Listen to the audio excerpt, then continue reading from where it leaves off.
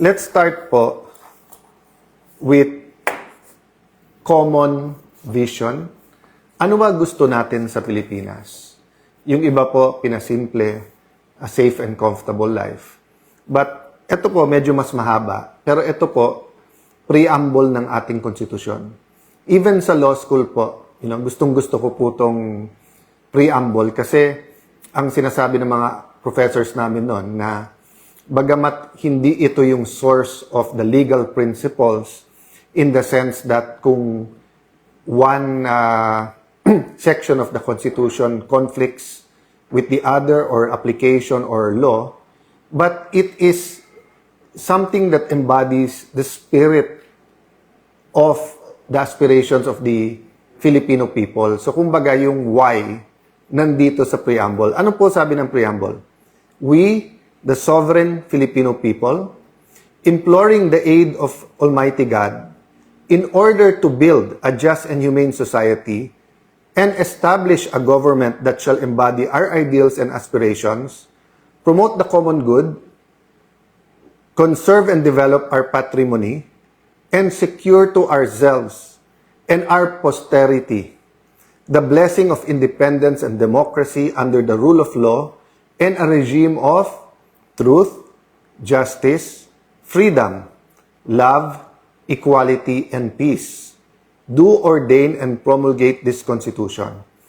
So, i-break down po natin to para tanungin natin sa ating sarili, lalo po yung mga kabataan ngayon, na maaari yung history ng Constitution na to ay mas buhay sa amin mga martial law babies in the sense that yung context. Pero I do know that the ideals, masasabi kong mas buhay sa inyo kasi kayo mga aktivista ngayon. So, let me first connect it with Jeremiah 29:11. Sabi sa Jeremiah 29:11, during the time na hirap po ang mga Hudyo sa kanilang pinagdadaanan, sa sunod-sunod na pag-uusig, struggles, sa pag-iisip na may Diyos pa ba tayo, inabando na ba tayo, may pag-asa pa ba tayo. Many of the things they felt, many of our people are feeling, no? But, and I like Jeremiah because he's a prophet na kinikilala ng Hudyo, ng Kristiyano at ng Muslim. Sabi ni Propetang Jeremiah, "For I know the plans I have for you, declares the Lord.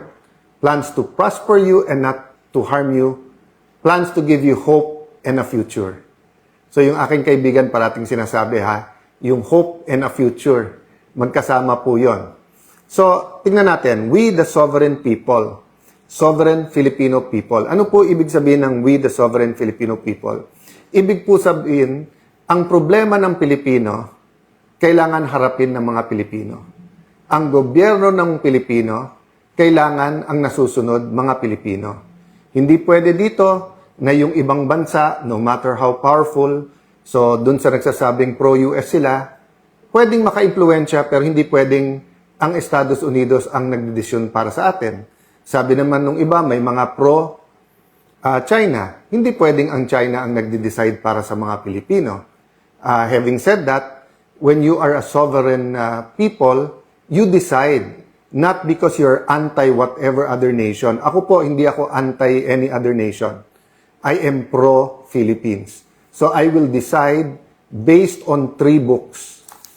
Yung rules ng Senate, yung Philippine Constitution, at ang Biblia. Yan po yung 3 libro na susundin ko. At walang conflict yan sa sovereignty. Ano po yung pangalawang nakalagay? Imploring the aid of Almighty God. Tayo po ay makadiyos na bansa. So regardless of faith, no? Bawal po na magkaroon ng official religion ang Pilipinas. Pero hindi po bawal ng ating mga religious leaders ay magbigay ng kanilang mga opinion, guidance, principles, values, no? Ang hinihingi ko lang po that it should all have a common denominator, which is the love for God and love for country, and not hate. Ang sabi po dito, in order to build a just and humane society, so we're here po to build. Dapat po nation building ang ating ginagawa. Ang nakalagay po dito, establish a government that shall embody our ideals and aspirations. Ang ibig po sabihin nun, meron po tayong values, meron po tayong ideals. For example, nasa ilalim po, the regime of truth. Isa pong ideal yon. So, wala po dapat sa buto natin ang cover-up, ang pagtakpan ang totoo, ang kasinungalingan. So, kung may corruption, dapat ma-expose. Kung may pandaraya sa eleksyon, dapat ma-expose. Kung may mga pinatay, dapat managot yung mga pumatay. So, I just want to emphasize one more thing, no? The blessings of independence and democracy. Ano po kayo kabaliktaran ng blessing? Curse po. So, meron pong curse ang dependence. So, even po, as we are today, hindi katulad ng panahon ng Kastila, panahon ng Hapon, panahon ng Amerikano, na sasabihin hindi tayo independent. But, pwedeng ang mga leaders natin ay maging hindi dependent. Pwedeng ang ating Pangulo ay makinig sa isang bansa lang. Pwedeng ang Senado ay maging kasangkapan ng Malacanang imbis na maging independent. So pagka independent, may blessing.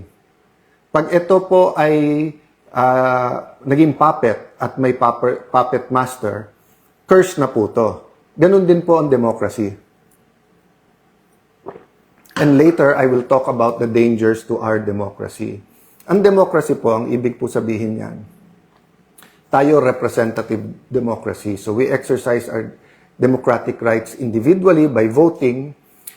There are other manners of exercising our democracy. For example, free speech, demonstrations, rallies, pagpo-post sa Facebook, paggamit ng social media.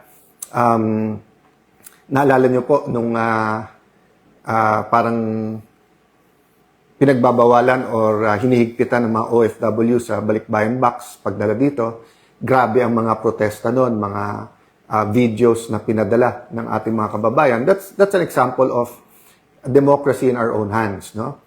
Having said that, we usually exercise democracy to our representatives, our mga bukal natin, mga kagawad sa barangay, ang ating mga kongresista, ang ating mga senador. So, sa pag-ordain ng konstitusyon na to, yan po yung ating mga ideals.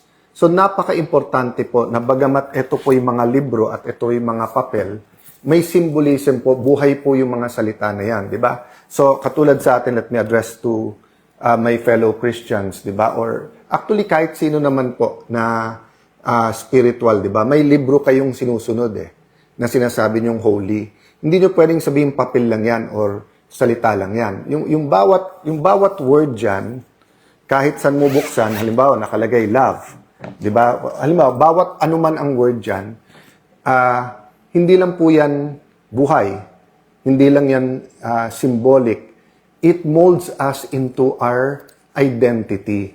And yung identity po, for example, no, hindi mo pwedeng sabihin na si Juan de la Cruz ay isang Christian Filipino na mahal ang Diyos at mahal ang kapwa niya. Tapos ang ginagawa niya ay lahat ay labag sa loob ng Panginoon at ang ginagawa niya ay walang iba kundi pang-aapi sa kapwa. So hindi tugma sa kanyang identity ang kanyang values at principle. So pag tinanong mo, ano ba talaga yung Juan de la Cruz? Ay, wala yan. Hindi maka-Diyos, hindi makatao. So hindi yun yung talagang akala ni Juan de la Cruz na siya. Our identity tells us a lot of things, including where we will be, who we are, what our family will look like, what our community will look like, and eventually, it will form the national identity and will declare where we're going. So, pag sinabi natin, we're a Christian nation, pero number 2 tayo sa pinaka-corrupt, hindi talaga tayo Christian nation, di ba? Pag sinabing ang ating bansa, mahal ang mahihirap, tapos hindi natin pinapagamot yung mga may sakit. Hindi po natin binibigyan ng living wage. Mata pobre ang ating society.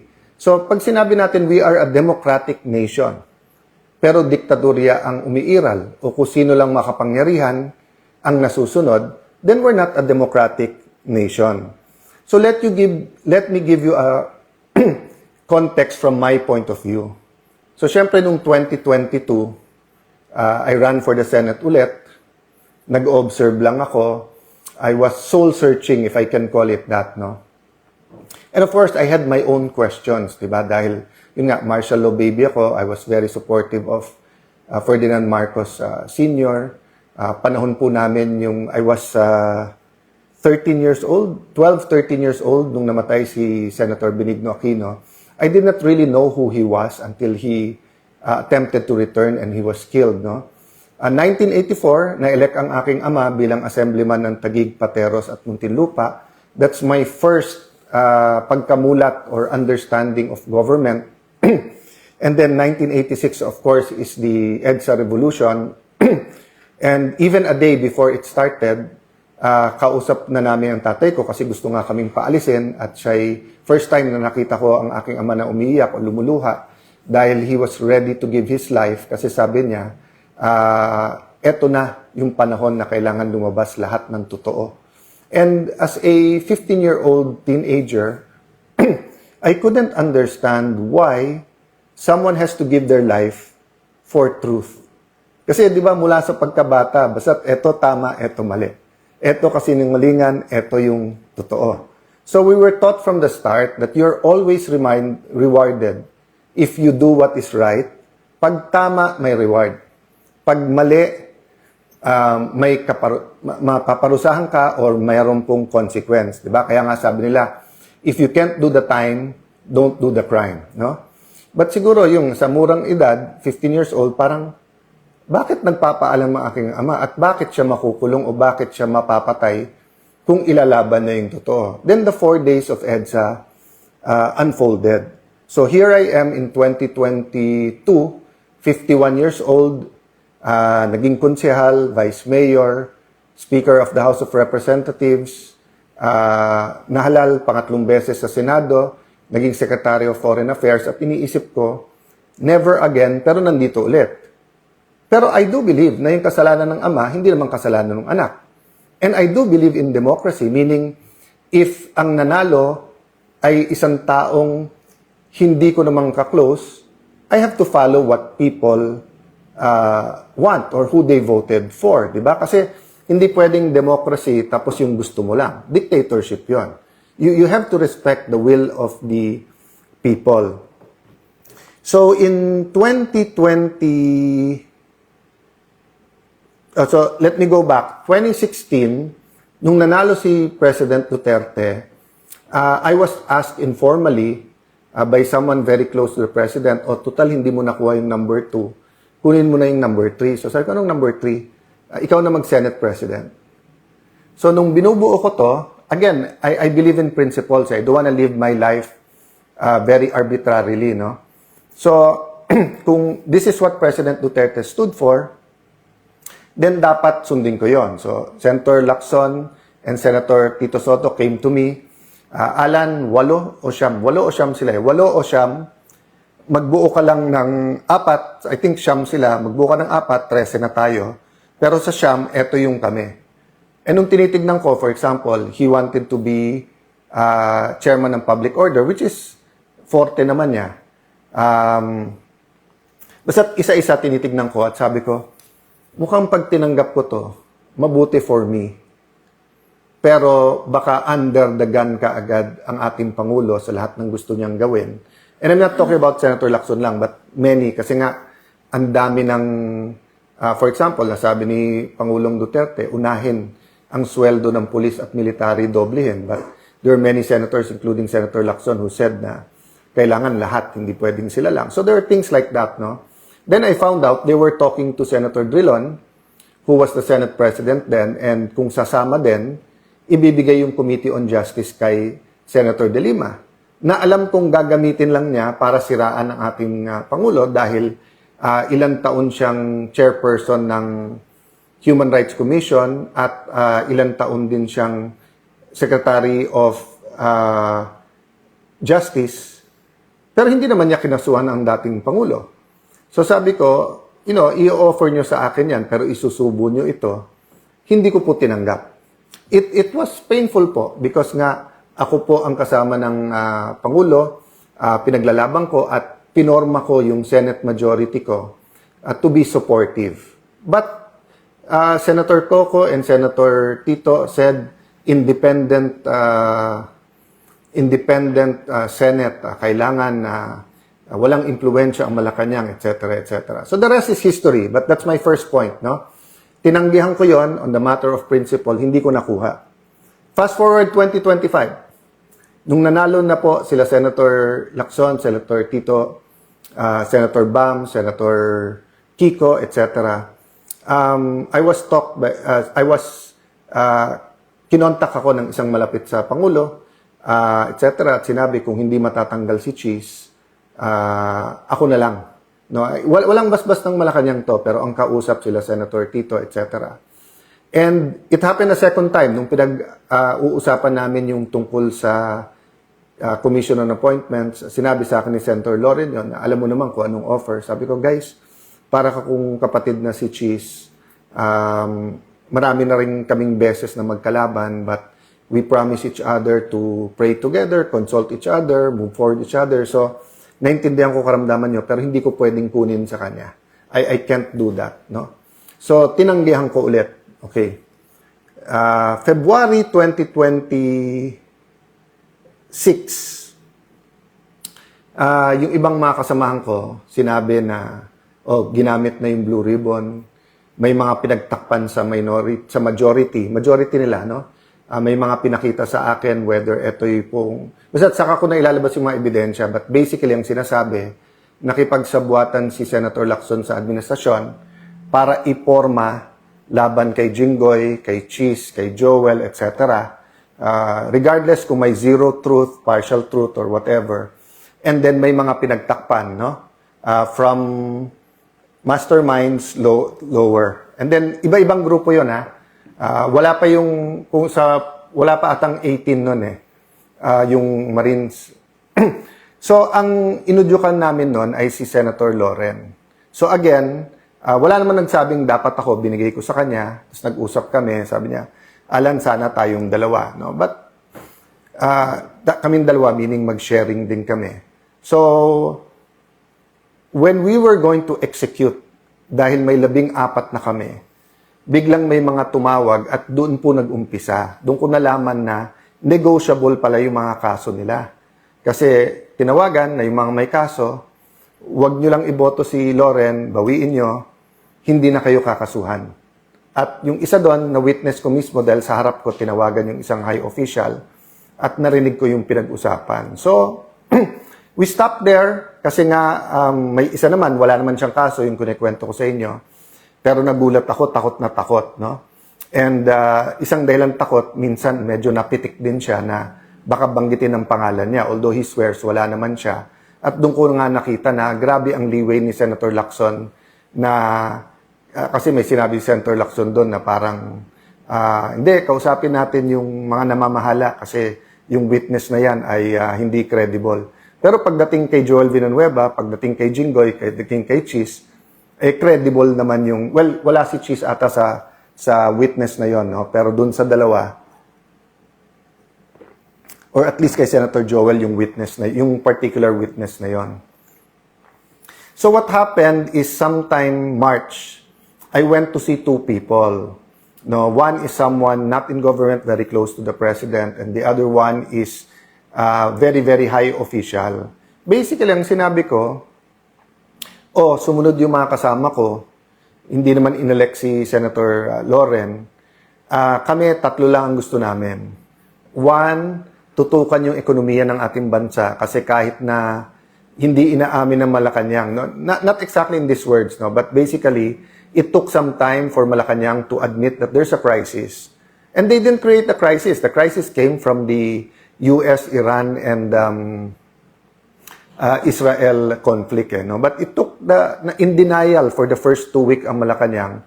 Samantalang every other government in ASEAN, around the world, in Asia, were already pinoporma na nila yung mga contingency plans, di ba? That's why nga, nag-file ako, pero sinabi nila Senator Tito, SP, wag lagyan ng ilang days yung contingency plan ng Malacanang, and then afterwards yung Protect Committee, ako at mga staff ko nag-draft noon, para nga, may pressure sa Malacanang na to deal with the economic. Okay, pangalawa, sinasabi na importante yung impeachment, and sabi na, hindi namin papangako boto namin. Kasi nga, we have to do it sa ebidensya. So, panay ang tanong sa amin, so you will allow na lumabas yung ebidensya? Sabi, of course, that's part of our job. Hindi namin job ay i-convict o kaya i-acquit na mag-a-act kami as prosecutors or as defense lawyers. Ang trabaho namin mag-judge, no?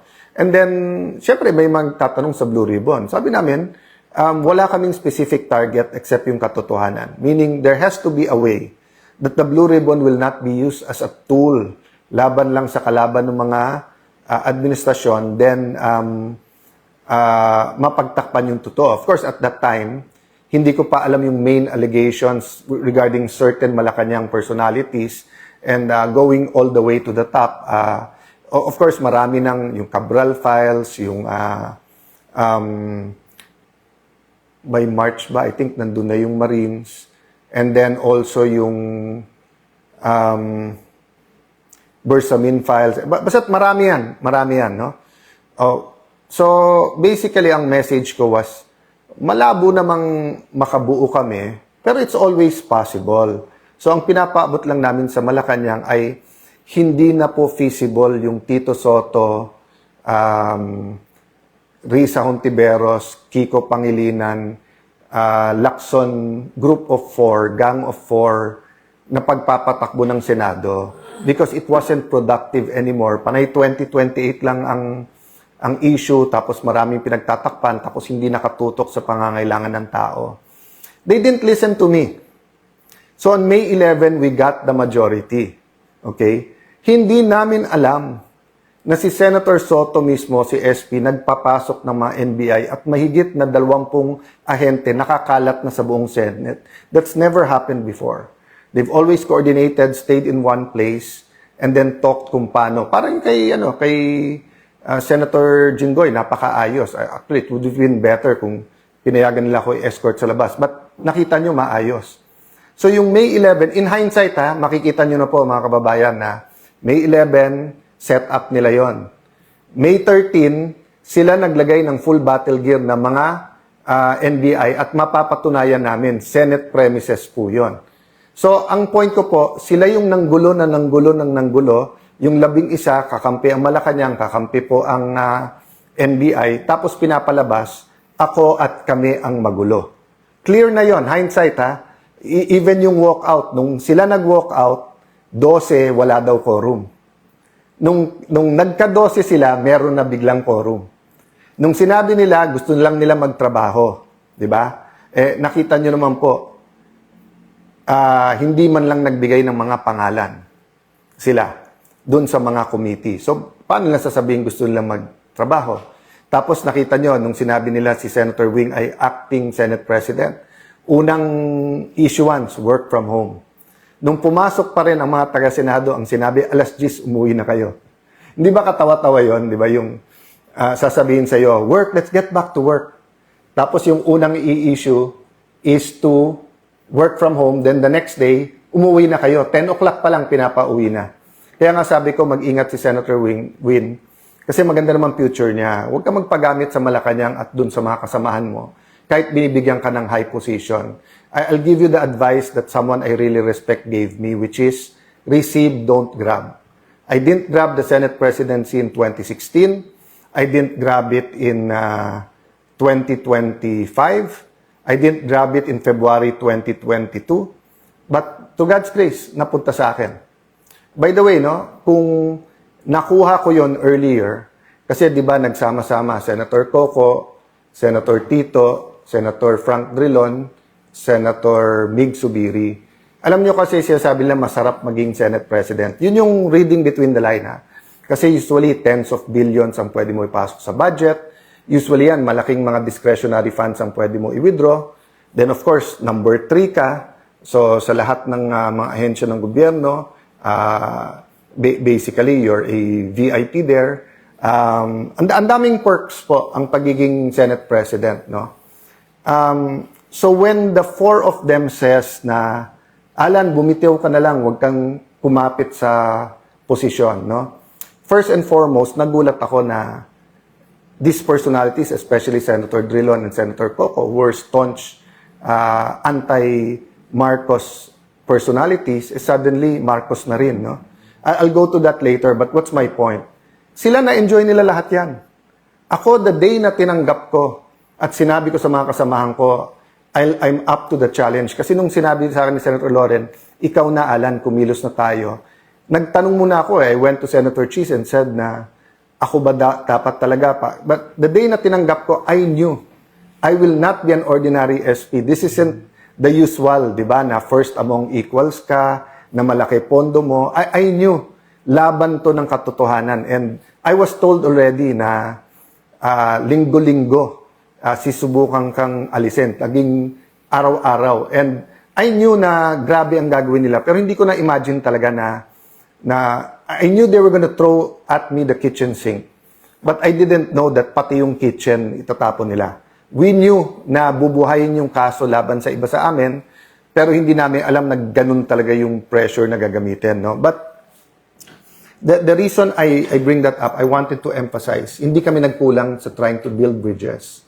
So finally, nung naka-first base kami, kausap namin ilan high officials, and then hanggang umabot sa Malacanang, we communicated that you can trust us in me in particular and the group, kasi nakausap ko na yung grupo, gagawin namin maayos ang impeachment.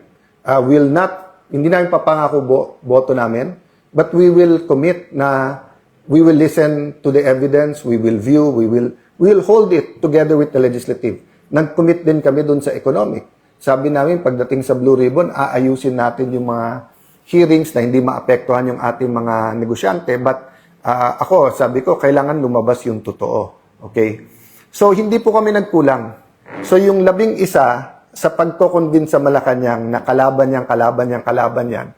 So, the problem is they kept on inching towards doing illegal and immoral things until we got to the situation we are in here today.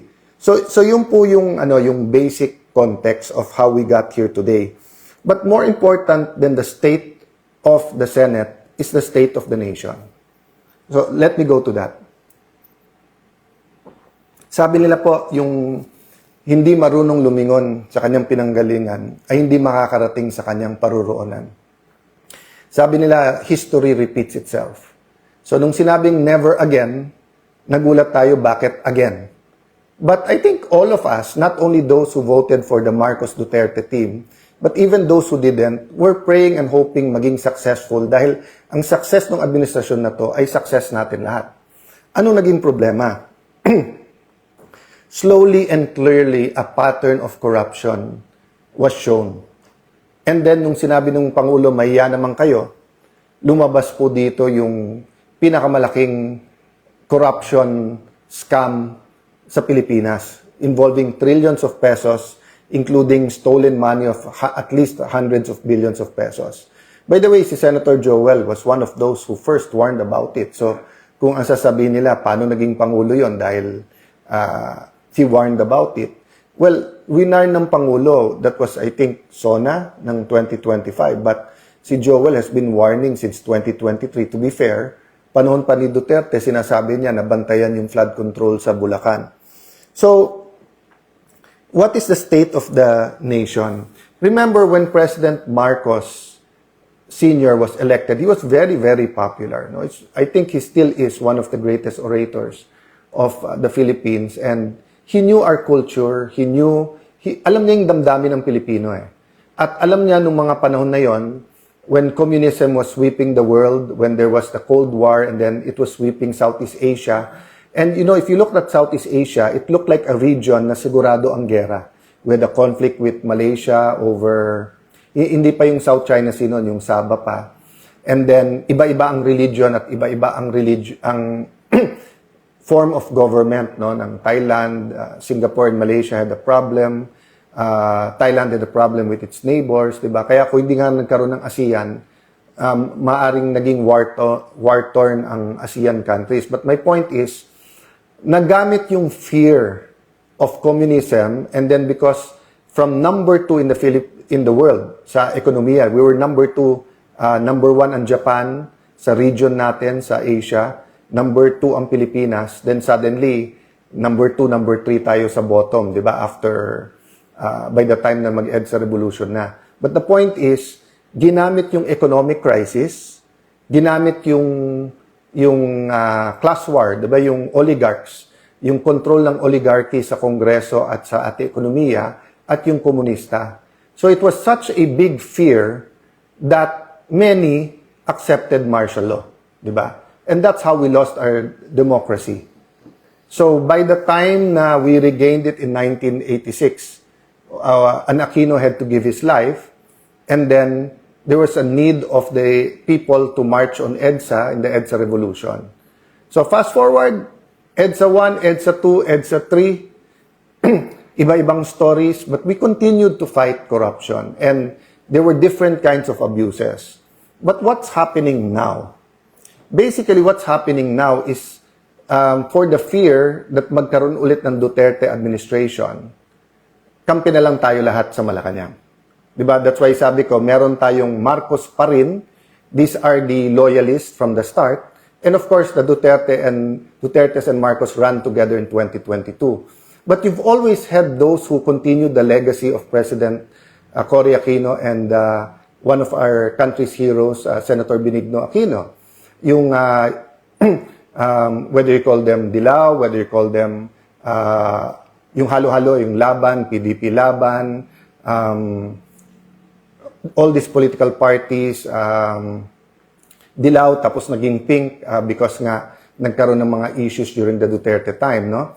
Pero nagulat nga ako na gumising tayo isang araw, dalawa yung kampo.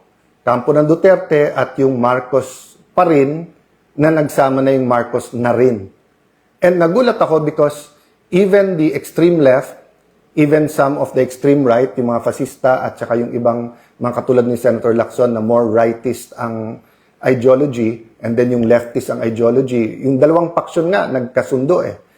Mas mabuti yung mas extreme or yung affirmist, kasi kahit papano, nagkri-criticize din. But yung grupo nila Risa, Ontiveros, nila Ronald Llamas, talagang puring-puri na sa Marcos administration. No?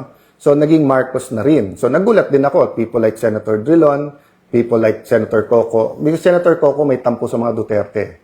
So, never mind na lumalabas Marcos na rin, ang importante to prevent another Duterte administration. And I don't blame those who think that extrajudicial killing is a essential part of any Duterte administration. I don't take that against you. Yan yung paniniwala nyo. Iba paniniwala namin, iba tingin namin sa drug war, iba tingin nyo. But my point is this. In the same way that oligarchs, communism, and the economic crisis was used to lose our democracy, malayo na malapit na yung panahon na we're losing our democracy because of an economic crisis which is here, because of fear of another Duterte administration, and then because of the flood control na sobrang daming tatamaan sa ating lipunan. So, the moment of truth is coming, and I use it literally, the moment of truth. Ang issue ngayon, katotohanan. Democracy is also an issue, but the issue is truth. Do you want a Senate that will cover up the truth? So, pinipilit ni Senator Erwin Tulfo na mag-hearing sa Monday, even if we know that yung na bogus, peke, hindi totoo yung kanilang session, so hindi rin totoo na acting Senate President si Win Gatchalian, at hindi rin siya totoong chairman ng Blue Ribbon Committee. Sabi sa akin ng media nung Thursday, Sir, anong ebidensya mo na ang Malacanang ay involved? Well, aside from sino pa ba pwede magpadala ng NBI ng 2 araw kung hindi Malacanang? Yung saan ba nag-meeting yung 11, hindi ba sa Malacanang din? O, but pangatlo, anong sabi nilang ebidensya? Ano sabi ni, di ba ang isda sa bibig talaga nahuhuli? Ano sabi ni former Senate President Tito Soto? Ang naniniwala na kami ang majority at si Senator Win ang acting Senate President ay Malacanang House of Representatives. Ikaw na nagsabi, Malacanang, kasama sa plano eh. O yun din ang sinabi ni Senator Win. Para walang gulo sa bangko, sa mga empleyado, tanong natin sa civil service. So, yun po ang sinasabi kong, guys, kung mahal nyo si Senator Win, huwag nyo sirain yung kanyang future. Saan ka nakakita ng Senate President, unang gagawin, imbitahin yung SILG, yung Secretary of Interior and Local Government, para ayusin yung peace and order sa Senate. May sarili tayong USAA, may contingent tayo ng Marines PNP, may PNP sa labas. Pag kulang yon, you can request the PNP. Hindi mo pinapapunta yung SILG mismo. Ngayon naman, ang magde-decide kung sinong Senate President, hindi rules natin, hindi konstitusyon natin, civil service. Sino ba nag-appoint ng Civil Service Commission? Malacanang din, di ba? So, napakahirap po. But I'll offer you a solution, Senator Win. Mag-meeting tayo, may naiisip akong solusyon. Mahirap umanap tayo ng solusyon kung sino ang tunay na Senate President kasi yung 3 libro na hawak ko ay nagsasabing yung legitimate Senate President, yung nahalal nung 13. No? By the way, guys, let me go to that muna na mabilis. Ito. Sabi po sa Philippine Constitution, hindi lang to sa rules, sa Philippine Constitution, nakalagay po dito, the Senate shall elect its President and the House of Representatives its Speaker by a majority vote of all its members. Of all its members. Iba po yun sa sinasabi dito, a majority of each house shall constitute a quorum to do business, but a smaller number may adjourn from day to day. So yung a majority of each house and a majority of all its members, magkaiba yon. At sinasabi din dito po na, meron po kasi dito yung about each house being able to pass its own rules, no?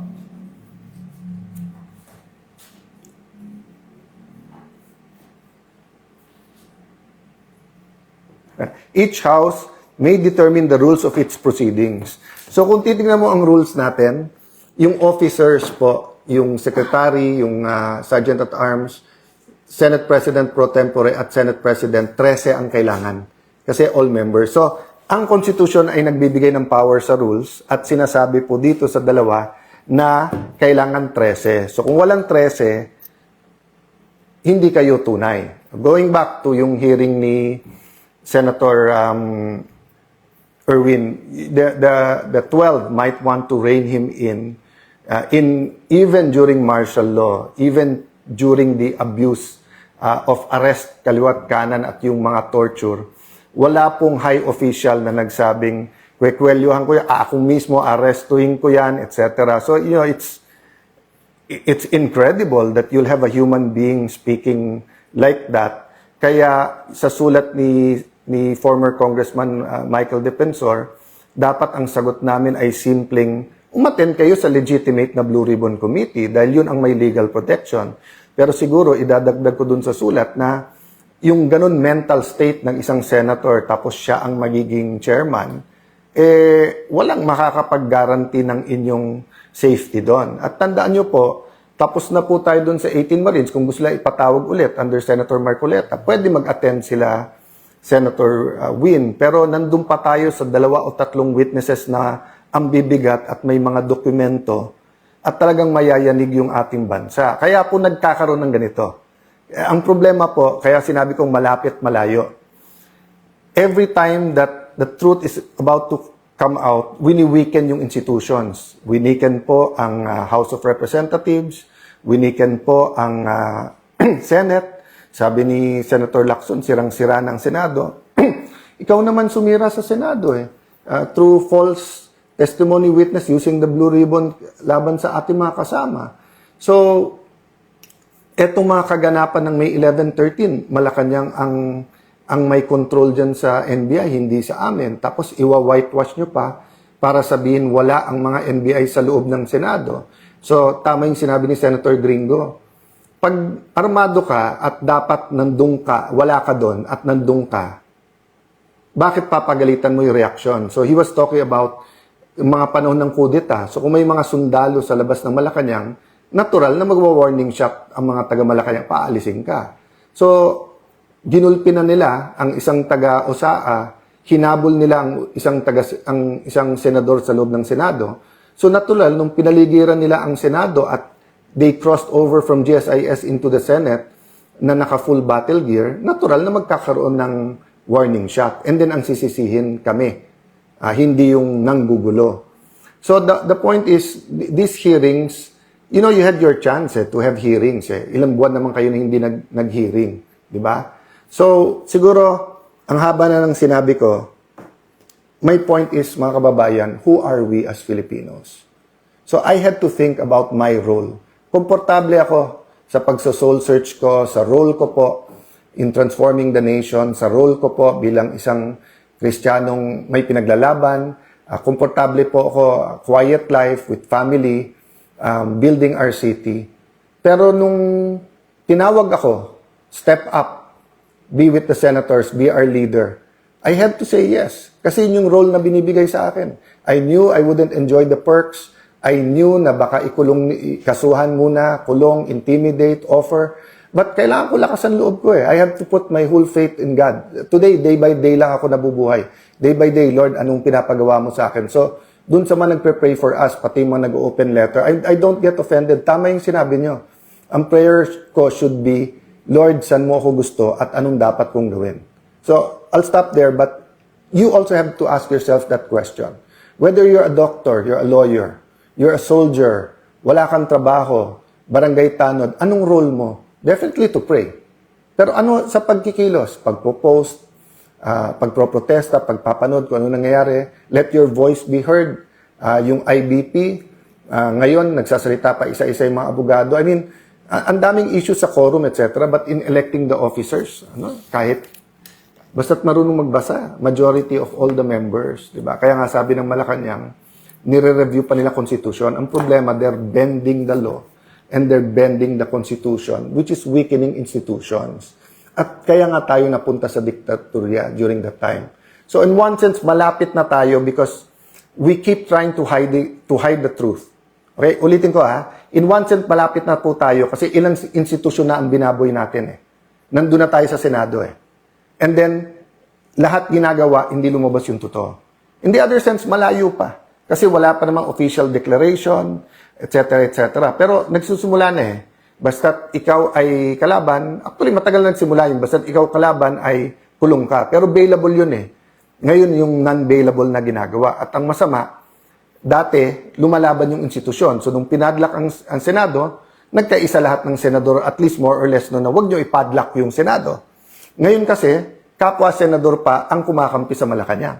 Diba? That's why, hindi ko na sinasagot isa-isa Kasi nga, team cover-up between team ilabas yung totoo. Team independent versus yung team na ang Senado dapat kontrolado ng Malacanang. O sasabihin na, di, kasi kay Tito Soto or kay Win Gatchalian, maayos yung Senate. Maayos nga yung Senate kasi hindi nyo nilalabas yung totoo tapos nandun kayo sa ilalim ng Malacanang. So, I continue to offer Malacanang a partnership but check and balances tayo. No? So, weekend, Sunday time to think. So, wala namang problema, filean ako ng kaso. But for example, yung Tindig Pilipinas Kiko D. Legacy ni President Cory Aquino is democracy. Legacy ni Senator Benigno Aquino is giving his life to fight for freedom and democracy. And then magpapagamit kayo sa Malacanang. Obstruction of justice. Sinabi na nung NBI, walang warrant na binigay sa amin. Sinabi na ng PNP at SILG, pumunta sila doon, hindi para arestohin dahil wala pa namang warrant. So, paano naging obstruction of justice at paano pinatakas si Bato kung wala namang warrant? So, let me address myself to Kiko D and the other Aquinos, even to Senator Bam, Ang legacy nyo, democracy. Then Marcos na rin. So, no problem. Legacy din nila is against extrajudicial killings. So, kung yung ipaglaban nyo yun. Legacy din ng mga Aquino is to sacrifice for the nation. So, if your sacrifice is fighting the Dutertes, okay yun. Pero okay sa inyo babuyin yung Senado. Okay sa inyo wag ilabas yung totoo sa flood control.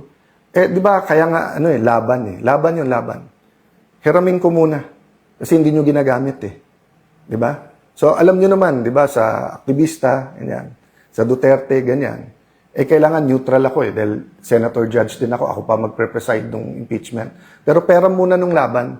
Kasi paano pag wala nang lumaban para sa Pilipinas? Paano kung Marcos na rin? So mga kababayan, let me end this way. Kung comfort lang po, sumang-ayon na po ako sa administrasyon. My life will be totally much easier, but I couldn't live with myself. Why? Life without a purpose is not living. Diba? You all have to consult your maker. Is this the kind of world that the Philippine Constitution wants? Is this the kind of world that the Bible tells us, the kind of Philippines we want, di ba? So, you might not like me, you might not agree with my politics, I'm not perfect, some of you might not even trust me. And if I'm wrong, then tama feelings nyo. But what if I'm right? How many of us didn't listen to the science in 1970s? And what happened for 20 years? So what if I'm wrong now? You don't have to like me. My stay as Senate President is limited. But every day that I'm here, laban po tayo. So, hindi natin kalaban ang Malacanang.